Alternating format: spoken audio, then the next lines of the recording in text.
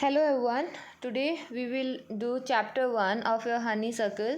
Who did Patrick's homework? तो बेटा आज हम honeysuckle का chapter 1 का question answers and glossary करेंगे and the title of the chapter 1 is Who did Patrick's homework? कि पैट्रिक का होमवर्क किसने किया and it is written by Carol Moore. ठीक है, कैरल मोर के द्वारा ये लिखा गया है.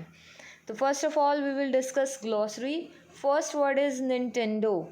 निंटेंडो हम किसके लिए यूज़ करते हैं? वीडियो गेम के लिए. अ वीडियो गेम, एक वीडियो गेम होता है एंड उसके लिए हम यूज़ करते हैं Nintendo. Nintendo means a video game. Next word is hamper. Hamper किसको बोलते हैं हम? एक ऐसी बास्केट जिसका ढक्कन हो, जिसका लिड भी हो, तो उस बास्केट को हम क्या कहते हैं? हैम्पर बोलते हैं. तो आप क्या लिखेंगे? A basket with a lid. एक बास्केट जिसके साथ लिड भी हो. Third word is shrieked. Shrieked. Shrieked का मतलब जैसे चीखना, चिल्लाना, ज़ोर से चीखना, छोटी सी आवाज़ में, मतलब एक बार चिल्लाना और वो बहुत ज़ोर से चिल्लाया हुआ हो. जैसे कोई ज़ोर से, जैसे छोटा बच्चा कई बार ज़ोर से चिल्लाता है ना, चीखता है, तो वो क्या कहलाएगा? श्राइक्ड. तो आप क्या बोलोगे? Give a short high pitched cry. यानी एक छोटी सी और हाई पिच्ड मतलब बहुत ज़ोर से बोलना, बहुत ज़ोर से बोलना, ये आपका क्या कहलाएगा? श्राइक्ड. तो बेटा देखो, श्राइक्ड डन की शॉर्ट बहुत छोटी सी और हाई पिच बहुत ज़ोर से चिल्लाना. श्राइक्ड हाई पिच मतलब बहुत ज़ोर से, यानी ऐसी आवाज़ जो कानों में चुभती हो, बहुत तीखी आवाज़ के साथ चिल्लाना. Fourth word is slightly. Slightly का मतलब होता है चुपचाप से, दबे पाओ. तो आप क्या बोलोगे? सीक्रेटिवली. ठीक है, सीक्रेटिवली, चुपचाप से, दबे पाओ. नेक्स्ट वर्ड है इग्नॉर्मस. इग्नॉर्मस एक एज अ नाउन यूज़ किया गया. इग्नॉर्मस हम किसके लिए यूज़ करते हैं? एक ऐसे पर्सन के लिए, एक ऐसे इंसान के लिए जिसकी एजुकेशन कम हो, यानी कम पढ़ा लिखा हो, उसको नॉलेज कम हो. तो हम क्या लिखेंगे? An ignorant person who lakhs knowledge. An ignorant person who lakhs knowledge. Sixth word था हमारा ग्रांट. ग्रांट का मतलब होता है टू गिव, यानी देना. ग्रांट टू गिव यानी देना. जैसे आपने उसमें पढ़ा था कि जो लिटिल मैन था, जो एल्फ था, उसने पैट्रिक को एक विश ग्रांट की थी. उसने उसकी एक विश ग्रांट की थी. ठीक है. अब इसके बाद बेटा नेक्स्ट वर्ड है आपका रिंकल्ड. रिंकल्ड का मतलब होता है स्लाइट फोल्ड्स, यानी हल्की हल्की मोड़ पड़ना किसी में, जैसे टर्न आना. जैसे आप देखते हो झुर्रियाँ, एक तरह से रिंकल्स क्या होते हैं? झुर्रियाँ, हल्की हल्की लाइंस पड़ना. फॉर एग्जांपल आप जब पेपर को, कोई पेपर लें और आप उसको जब क्रश करेंगे, पूरी तरह से बंद कर देते हैं उसको, नोच के जैसे करते हैं, छोटा सा एक बॉल टाइप में बना देंगे. एंड जब आप उस बॉल को ओपन करके देखेंगे, पेपर बॉल को ओपन करके देखेंगे, तो आपको दिखेगा पेपर पे बहुत सारी लाइंस पड़ गई होंगी, और उन लाइंस को हम क्या कहते हैं? रिंकल, झुर्रियाँ. ऐसे ही जैसे जैसे एज बढ़ती जाती है, तो बढ़ती एज के साथ भी फेस के ऊपर रिंकल्स पड़ जाती हैं. ठीक है. तो वो जो फेस पे लाइंस पड़ गई, उनको हम क्या कहेंगे? रिंकल्स, यानी हल्के हल्के फोल्ड्स को हम क्या कहते हैं? Wrinkle. Next word is dish cloth. Dish cloth किसके लिए यूज़ होता है? एक ऐसा कपड़ा जो बर्तन धोते टाइम यूज़ करते हैं. जैसे आपने देखा हो, बर्तन धोने के बाद जब गीले बर्तनों को रखने से पहले उनको साफ़ किया जाता है, वाइप किया जाता है. तो जो मम्मा जो कपड़ा यूज़ करते हैं वाइप आउट करने के लिए उन बर्तनों को, वो क्या कहलाएगा? Dish cloth. तो cloth use for washing dishes, एक ऐसा कपड़ा जो बर्तन धोने के लिए यूज़ किया जाता है. नेक्स्ट है एल्फ. एल्फ हमने किसके लिए यूज़ किया? एक छोटे से इंसान के लिए. जैसे आपने इसमें स्टोरी में पढ़ा था कि एक लिटिल मैन था जिसको कैट क्या सोच रही थी कि एक वो डॉल है, और कैट उसको डॉल समझ के खेल रही थी, और उस लिटिल मैन के पास बहुत सारी पावर्स थी. तो उसको हम क्या कहेंगे? एल्फ. एल्फ क्या होगा? अ टाइनी क्रिएचर, यानी एक छोटा सा जीव विद सुपर नेचुरल पावर, जिसके पास बहुत सारी सुपर नेचुरल पावर्स होती हैं.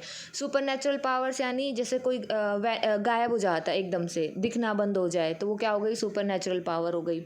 कोई आपको दिखाई दे, मैजिक आता है, किसी को बहुत अच्छे से मैजिक कर देते हैं, तो वो क्या हो गई? सुपर नेचुरल पावर्स हो जाती हैं. तो यहाँ पे एल्फ होगा जिसके पास सुपर नेचुरल पावर है, और एल्फ को हम क्या कहते हैं? एक टाइनी क्रिएचर, एक छोटा सा जीव who have supernatural power.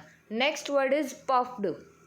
Puffed का मतलब क्या होता है? Out of breath. यानी कब यूज़ करेंगे? फॉर एग्जांपल आप जब रेस लगा के भाग के आते हैं एंड दौड़ने के बाद जब आप रुकते हैं, स्टे करते हैं थोड़ी देर के लिए, तो जब आपको बहुत ज़्यादा सांस चढ़ जाते हैं, तो सांस फूलना. ठीक है, सांस फूलने को हम क्या कहेंगे? Puffed, out of breath. तो बेटा ये तो हुए हमारे ग्लॉसरीज। अब आ जाते हैं हमारे क्वेश्चन आंसर्स के ऊपर। तो बेटा देखो फर्स्ट क्वेश्चन है, what did Patrick think his cat was playing with. Patrick को क्या लगता है, पैट्रिक क्या सोचता है कि उसका जो पेट कैट है, उसकी जो बिल्ली है, वो किसके साथ खेल रही है। तो पैट्रिक जब उस बिल्ली को देखता है तो वो क्या देखता है कि उसे लगता है कि वो एक डॉल के साथ खेल रही है।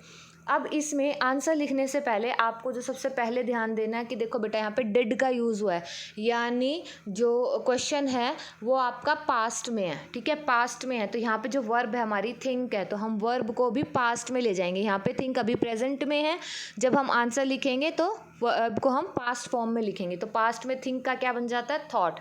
तो आप क्या लिखेंगे, पैट्रिक थॉट दैट, पैट्रिक ने सोचा दैट कि his cat was playing with the doll, कि उसकी कैट एक गुड़िया के साथ खेल रही है।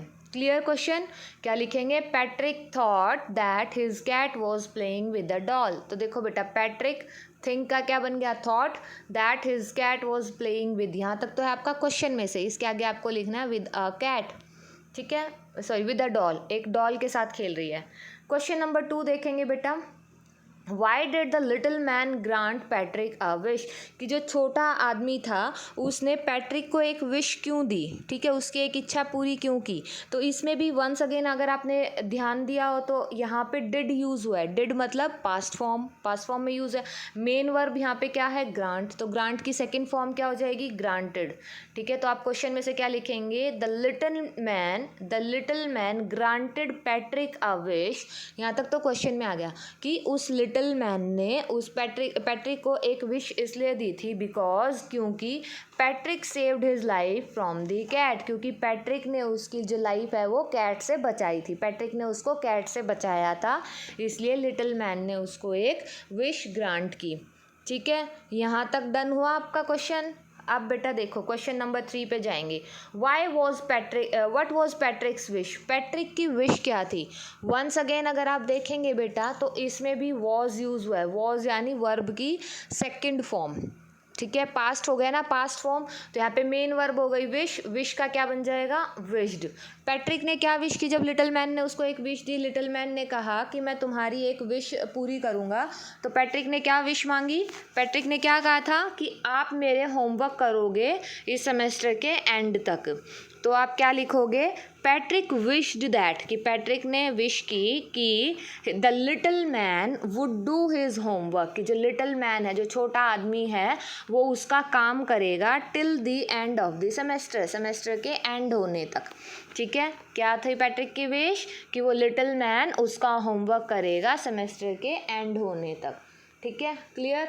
अब इसको इंग्लिश में भी समझेंगे, आप क्या लिखेंगे, Patrick wished that the little man would do his homework, Patrick ने विश की कि जो लिटिल मैन है वो उसका होमवर्क करेगा till the end of the semester, semester के आखिर तक। ठीक, अब बेटा क्वेश्चन नंबर 4 पे आते हैं। क्वेश्चन नंबर 4 था, अब बेटा देखो लिटिल मैन ने पैट्रिक की विश तो कर दी।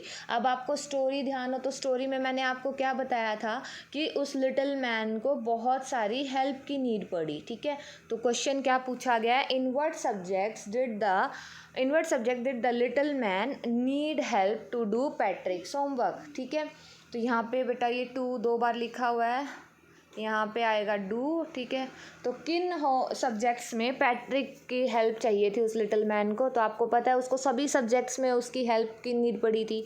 तो आप क्या लिखेंगे, ही नीडेड। देखो यहाँ पे डिड था, फिर से देखें क्वेश्चन में यहाँ डिड था अगेन, यानी क्वेश्चन पास्ट फॉर्म में हो गया। तो मेन वर्ब यहाँ पे नीड है, तो नीड की सेकंड फॉर्म क्या बन जाएगी, नीडेड। तो आप क्या लिखोगे, ही नीडेड हेल्प, उसको यानी ही किसके लिए यूज़ किया गया, लिटिल मैन के लिए। तो आप क्या लिख सकते हैं, the little man needed help, कि जो लिटिल मैन है उसको ज़रूरत पड़ी थी in English, math, history, even in all subject, कि सभी सब्जेक्ट्स में लिटिल मैन को पैट्रिक की हेल्प की रिक्वायरमेंट पड़ी थी। इसको आप दूसरे तरीके से भी क्या लिख सकते हो, the little man needed help in all subjects, कि लिटिल मैन को सारे सब्जेक्ट्स में हेल्प की ज़रूरत पड़ी थी।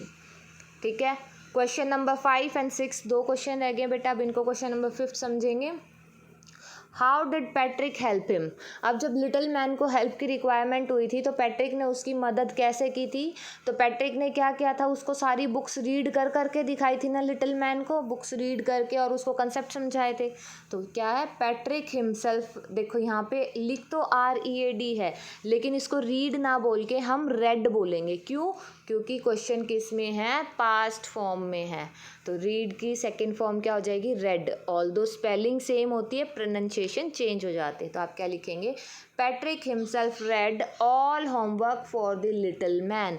पैट्रिक ने खुद से सारी बुक्स रीड करके दी थी उस लिटिल मैन को। तो आप क्या बोलेंगे, Patrick himself read all books for the little man, की पैट्रिक ने खुद सारी बुक्स रीड करके बताई थी लिटिल मैन को। अब बेटा last question, who did Patrick's homework and why. Patrick का होमवर्क किसने किया था और क्यों किया था। अब बेटा एक्चुअल देखें तो पैट्रिक का असल में होमवर्क तो किसने किया था, पैट्रिक ने खुद ने, क्योंकि देखो वो खुद लिटिल मैन को पढ़ पढ़ के बता रहा था कि इसमें क्या करना है, इसकी स्टोरी क्या है, या मैथ्स के क्वेश्चन में उसको कंसेप्ट समझा रहा था। बस वो समझा तो सारा पैट्रिक रहा था, जो एल्फ था उसने क्या किया था, सिर्फ वो लिख ही तो रहा था। तो एग्जैक्टली अगर हम देखें तो पैट्रिक ने खुद ने ही किया था सारा होमवर्क। तो अब हम इसको कैसे लिखेंगे, I think Patrick himself did his homework. अब बेटा देखो यहाँ पे भी डिड है, तो हम क्वेश्चन को भी डिड में लेके जाएंगे पास्ट फॉर्म में। लेकिन जैसे ये थिंक है, यहाँ पे आप नहीं थॉट करेंगे, क्योंकि अभी भी हम सोच रहे हैं, प्रेजेंट में ही है ना हमारे लिए। तो ये चीज़ कंसेप्ट हमने पास्ट में तो नहीं सोचा ना कि अब चेंज हो गया हो, पहले हमने कुछ और सोचा हो। तो हम क्या लिखेंगे, आई थिंक पैट्रिक हिमसेल्फ, देखो यहाँ पे हमने सेकेंड फॉर्म यूज़ किया है, Patrick himself did his homework, कि मुझे लगता है कि पैट्रिक ने खुद ही अपना होमवर्क किया है। अब आता है वाई, क्यों, because he read all books and did his homework, क्योंकि पैट्रिक ने ही सारी बुक्स रीड की थी और उसने अपना होमवर्क किया था। तो ये हो गया बेटा क्वेश्चन नंबर 6 डन। इसके साथ हमारे क्वेश्चन आंसर्स एंड जो ग्लॉसरी वर्ड्स हैं वो कंप्लीट होते हैं। अब आपको इस चैप्टर को अच्छे से रिवाइज करना है। क्लियर? ओके बेटा, thank you and have a nice day.